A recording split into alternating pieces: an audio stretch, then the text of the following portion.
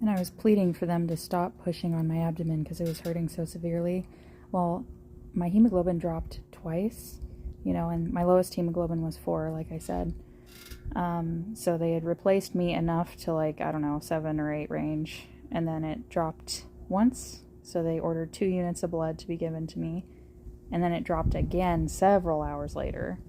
Meanwhile, I'm still having all these symptoms of, like, my blood pressure keeps dropping, and heart rate's still elevated, respirations are super elevated,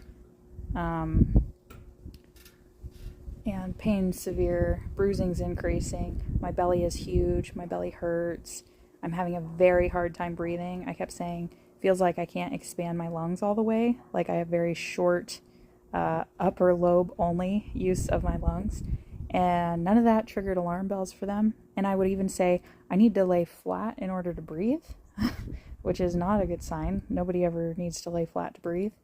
And I was like trying to like breathe like at the little tippy top of my lung fields, it felt like.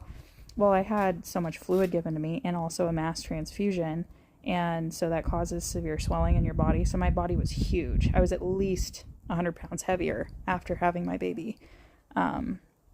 And I had fluid in my lung fields, and I had fluid around the pericardial sac, just because of all the fluid they gave me.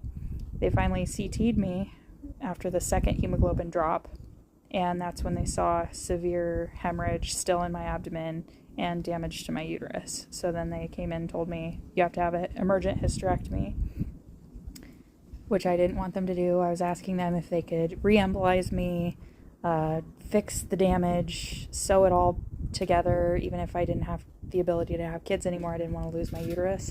And they said, no, we just got to save your life now. As if my priorities are wrong. And I'm like, I've been asking for that this whole time. And the first doctor I had in the ICU, he was so rude. He came in with his arms folded, and he was like, you should be more grateful. As soon as I was critiquing everything that happened. And I'm like, I wish you guys had saved me faster. I was surrounded by people and nobody could seem to hang blood. That's kind of crazy to me. And it's like they didn't believe me when I was telling them what I was told by my OB. And it's like there's no checks and balances in this system. And she could have just let me bleed out.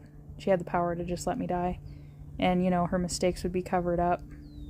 And I wonder however many other dead women are in the grave with lacerated uterine arteries that could have been saved had the OBs, used critical thinking and left their pride at the bedside.